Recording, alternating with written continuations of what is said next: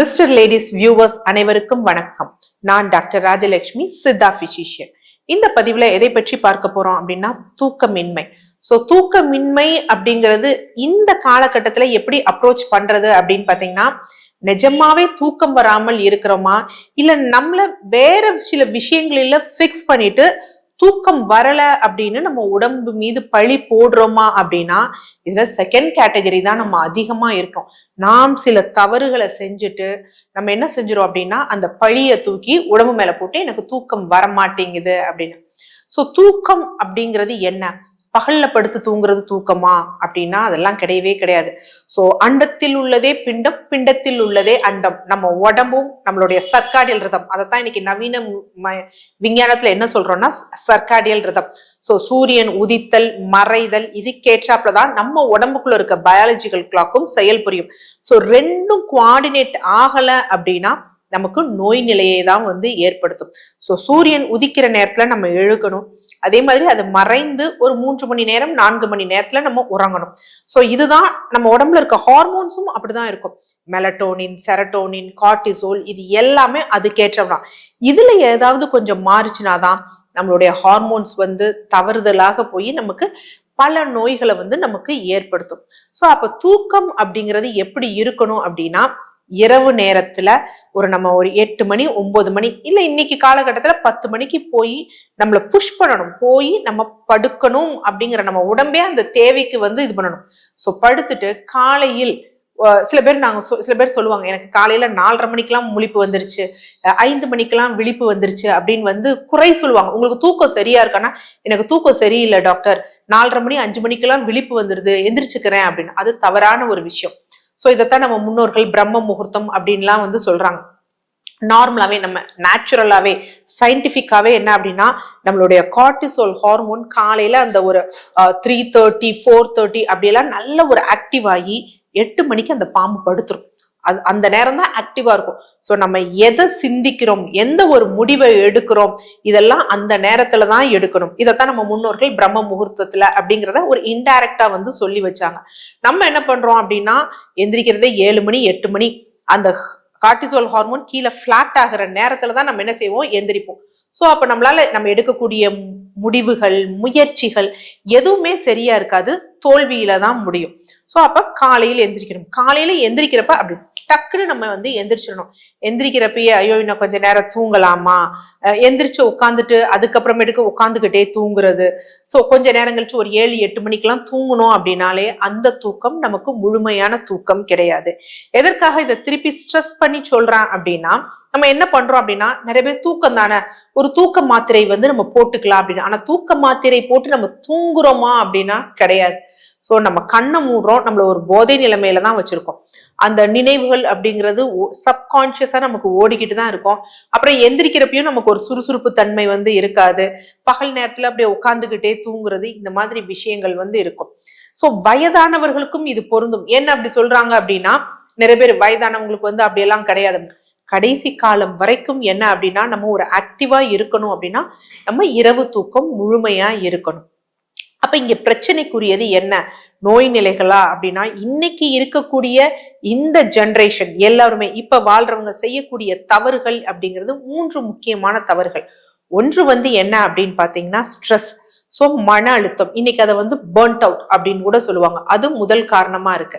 அடுத்து 2வது காரணம் என்ன அப்படின்னு பாத்தீங்கன்னா, நிறைய ப்ளூ ரேடியேஷன் எக்ஸ்போஷர், அதுதான் 2வது காரணம். 3வது காரணம் போதுமான அளவு அந்த சூரிய ஒளியோட தாக்கம் நமக்கு இல்ல. சூரிய ஒளி, விட்டமின் டி நமக்கு பெருசா கிடைக்க பெறதில்ல.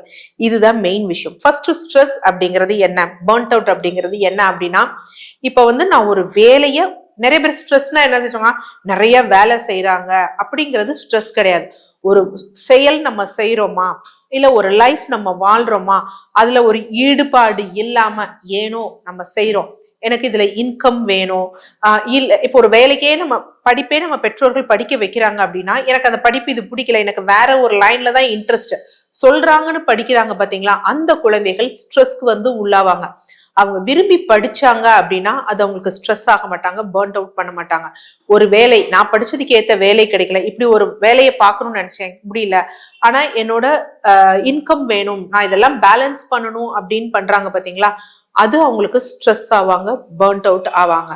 இல்ல ஒரு லைஃப் நமக்கு பிடிக்காம மத்தவங்க சொல்றாங்கன்னு நம்ம வாழ்றோம் பாத்தீங்களா, சோ அந்த மாதிரி காம்ப்ரமைஸ் பண்ணி வாழும் பொழுது ஸ்ட்ரெஸ். இதுதான் ஸ்ட்ரெஸ்ஸே தவிர அதிக வேலை செய்வது என்ன அப்படின்னு பாத்தீங்கன்னா ஸ்ட்ரெஸ் கிடையவே கிடையாது.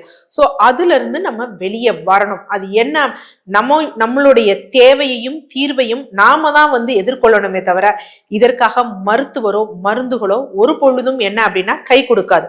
நமக்கு சூரியனை பாக்குறோம்னா நமக்கு ஒரு மாதிரி இருக்குன்னா நம்ம எப்படி கண்ணாடியை போட்டுக்கிட்டு பாக்குறோமோ அந்த மாதிரி ஒரு மாஸ்கிங் தானே தவிர இதற்கு தீர்வு நம்மளதான் இருக்கு அப்படிங்கிறத நம்ம தெரிஞ்சுக்கணும். அடுத்து ரெண்டாவது விஷயம், இதுதான் இன்னைக்கு இருக்கக்கூடிய பெரும் விஷயம் என்ன அப்படின்னு பாத்தீங்கன்னா, நிறைய ப்ளூ ரேடியேஷன் எக்ஸ்போஷர். பெட்ரூம்ல டிவி வச்சுட்டு பாக்குறது, போன்ஸ், எலக்ட்ரானிக் கேஜெட்ஸை வச்சு பார்த்துட்டே இருக்கிறது. பார்த்துட்டு நம்ம தூங்குவதற்கு முன்னாடி ஒரு 2 மணி நேரத்திற்கு முன்னாடி நம்ம எலக்ட்ரானிக் கேஜெட்ஸோட நம்ம கான்டாக்ட் இருக்கக்கூடாது. நம்ம என்ன நினைப்போம்னா, நான் தான் ஆஃப் பண்ணி வச்சுட்டேனே அப்படின்னு. ஆனா நம்ம ஆஃப் பண்ணாலும் அந்த ரேடியேஷன்ஸ் உள்ள போனது நம்ம பிரைன் சிக்னல்ஸை வந்து இன்டியூஸ் பண்ணிக்கிட்டே இருக்கும். அந்த வேவ்ஸ் சரியா இருக்காது, அது நம்மளுடைய தூக்கத்தை வந்து டிஸ்டர்ப் பண்ணும். யூஸ்வலா என்ன அப்படின்னா, முன்னாடி வெறும் டிவி மட்டும் இருக்கிறப்ப இந்த ஃபிட்ஸ் வரக்கூடிய குழந்தைகளுக்கு வந்து மருத்துவர்கள் வந்து சொல்லுவாங்க, டிவி ரொம்ப பார்க்க விடாதீங்க அப்படின்னு. என்ன காரணம்னா, நம்ம நினைச்சிட்டு இருக்கோம் ஒரே பிக்சர் போயிட்டு இருக்கு, பட் அது ஒரு ஸ்டெப் பை ஸ்டெப்பா நம்ம பிரைன் வந்து 1 by 1 தான் வந்து அந்த இதை வந்து எடுக்கும். ஸோ அது நமக்கு தெரியாது, பட் பிரைனுக்கு வந்து அது தெரியும். ஸோ அதனால என்ன அப்படின்னா, ப்ளூ ரேடியேஷன் எக்ஸ்போஷரை குறைச்சிடணும்.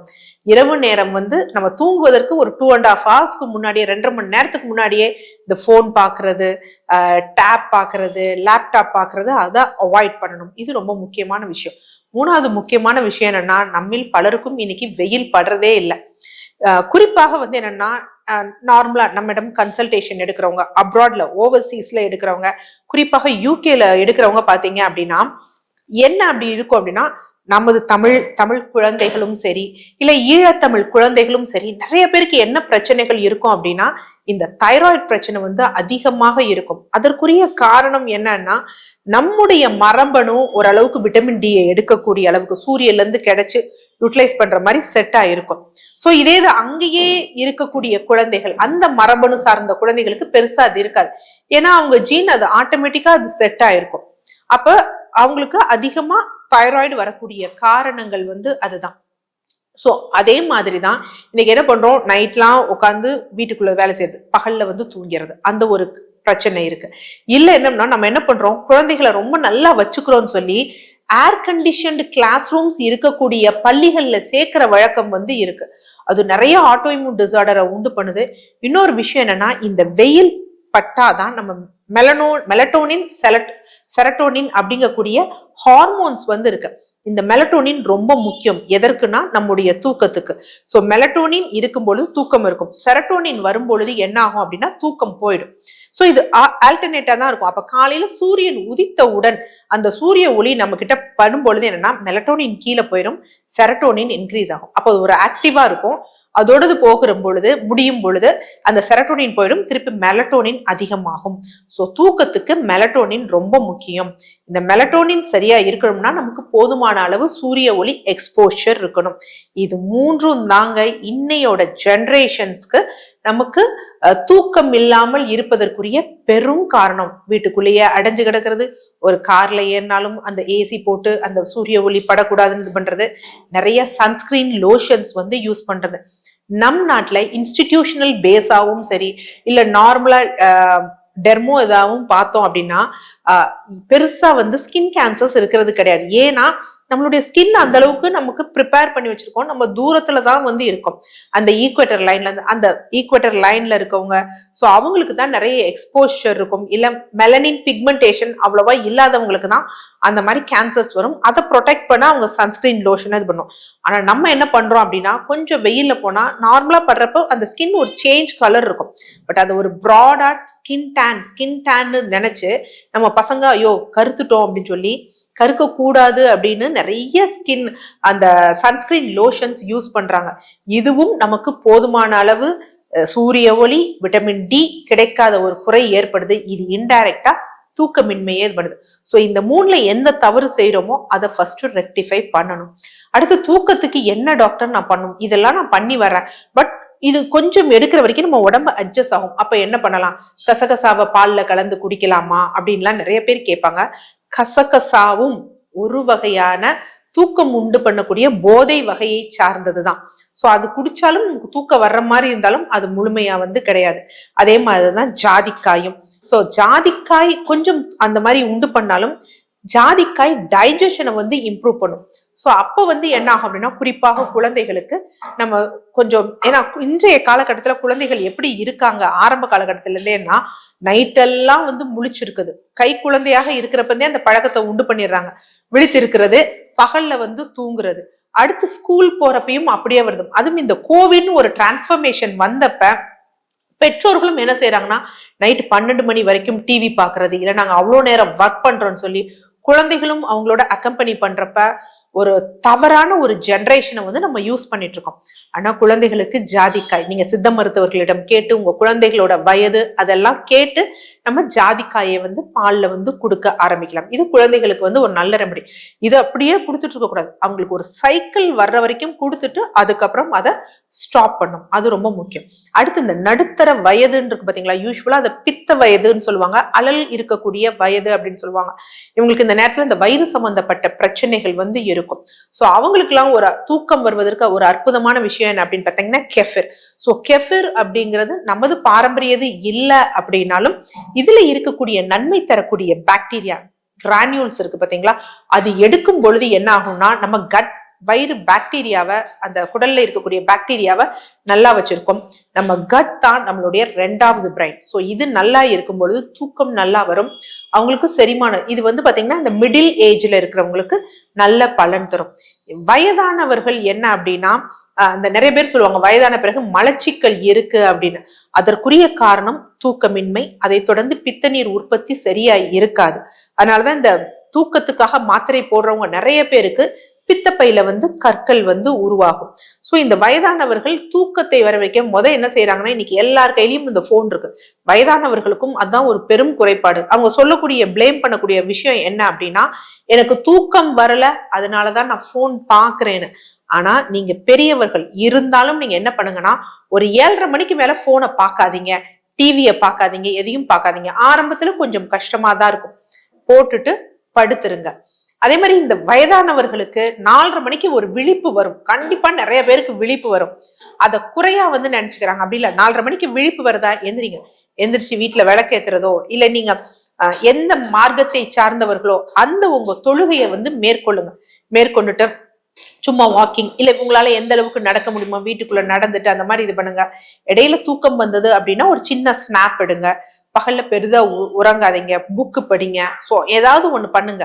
ஆட்டோமேட்டிக்கா பாருங்க 7:30 மணி 8 மணிக்கு இந்த வயதானவர்களுக்கும் தூக்கம் கண்டிப்பா வந்துடும். சோ இதோட வயதானவர்கள் மருந்துகள்னு பெருசா போகாம ஒரு சில பாயிண்ட்ஸ் இருக்கு. இது ஒரு வயதான முதியவர் தான் எனக்கு சொன்னது. சோ இது சயின்டிபிக்கா எந்த அளவுக்குங்கிறது கேட்கல, பட் இதனால பக்க விளைவுகள் கிடையாது, நல்ல ரிசல்ட் இருக்கா. என்ன அப்படின்னு பாத்தீங்கன்னா, நீங்க கையோட இந்த கார்னர்ல பாத்தீங்கன்னா ஒரு ரவுண்டா ஒரு சின்ன எலும்பு மாதிரி இருக்கும். சோ இந்த எலும்பையும் என்ன பண்ணணும் அப்படின்னா, இப்படி சேர்த்து வைக்கணும். வைக்கும் பொழுது இந்த கைகளை சேர்த்து வைக்க கூடாது, இந்த எலும்புகளை மட்டும் சேர்த்து வைக்கணும். சோ நம்ம ஃபீல் பண்ணோம்னா ஒரு ரவுண்டா ஃபீல் பண்ணுவோம். சோ அந்த ஒரு ஷார்ப் எட்ஜ் தெரியும். வச்சுட்டு ஒன்ன ஸ்டாண்டர்டா வச்சுட்டு ஒன்ன மட்டும் என்ன அப்படின்னா இப்படி நம்ம ரொட்டேட் பண்ணணும். சோ கண்களை மூடிக்கிட்டு, ரூம்ல எந்த லைட்டும் இருக்கக்கூடாது. சின்ன ஒரு லைட் இருந்தா கூட நம்மளோட மெலட்டோனின் செக்ரீஷன்ஸ் இருக்காது. சோ பண்ணிட்டு மனதுக்குள்ளேயே 1 2 3 அப்படின்னு நம்ம ஒரு 250 வரைக்கும் எண்ணிக்கை நம்ம இது பண்ணலாம். அப்படி இல்லை அப்படின்னா ஏதாவது மந்திரங்கள் ஜபங்களை நம்ம சொல்லிக்கிட்டே இருந்தோம்னா நம்மை மறந்து நம்ம தூங்குவோம். இந்த ஸ்லீப் அப்படிங்கிறது எப்படி இருக்கும்னா டீப் ஸ்லீப்பா இருக்கும். அரைக்குறை விழிப்பு நிலை அந்த மாதிரி இருக்காது. ஆரம்பத்துல கொஞ்சம் கஷ்டமா தான் இருக்கும். ஆனா பண்ண என்ன அப்படின்னு பாத்தீங்கன்னா 7 டேஸ்ல நமக்கு ஒரு நல்ல ஒரு தீர்வு கிடைக்கும். ஸ்ட்ரெஸ், அந்த சிந்திக்கும் மன ஆற்றல்லாம் பாத்தீங்கன்னா நல்லபடியா காக்னிட்டிவ் பவர். ஏன்னா வயதானவர்களுக்கு இன்று இது ஒரு பெரிய குறைபாடா இருக்கு. அதெல்லாம் நல்லபடியா இம்ப்ரூவ் ஆகும். ஸோ அதனால இந்த மாதிரி ஒரு செட்டை வந்து நம்ம சில ஏஜுக்கு சொல்லியிருக்கோம். அதை ஃபாலோ பண்ணி முன்னாடி சொன்ன அந்த பெரிய தவறுகளை ரெக்டிஃபை பண்ணுங்க. தூக்கமின்மை அப்படிங்கிற ஒரு பிரச்சனை இருக்கவே இருக்காது. தூக்கமின்மை இல்லை அப்படின்னு வச்சுக்கோங்களேன், அந்த பிரச்சனை இல்லைனாலே நம்ம ரொம்ப தெளிவா இருப்போம், நோய் இல்லாமல் வாழலாம். நன்றி.